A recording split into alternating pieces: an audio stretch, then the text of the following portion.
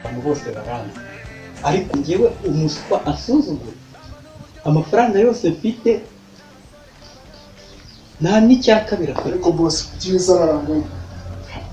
Hase weho nawe Kadogo, ndashaka kugutuma ukajyana na baba pampe wawe. Wa mukobwa wari hepfo uramuzi w'igikara? Wowe undi utuye hakurya hariya hepfo y'umuhanda? Nuko uwo ndamuzi. ndashaka kugutuma rero ukajyana na baba pampe wawe mukamunshimutira. Mbese ngo bimeze gute? Yansuzuguye kandi murabizi ko dusanzwe dukorana neza nkanabahemba Oya neza. boss boya rwose reka nigendere rwose. Kanya gatoya ndaba mbashije kuba naboneka. Oya nta kibazo,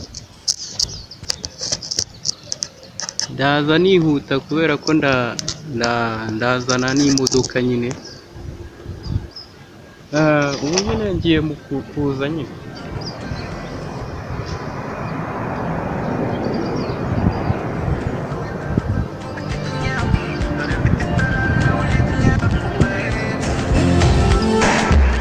Bamba n'uburyo kirebe shwa n'abasore kabarobe sha ubwoko bwose bw'ibisindisha karabufata n'ababyeyi nzabamenya.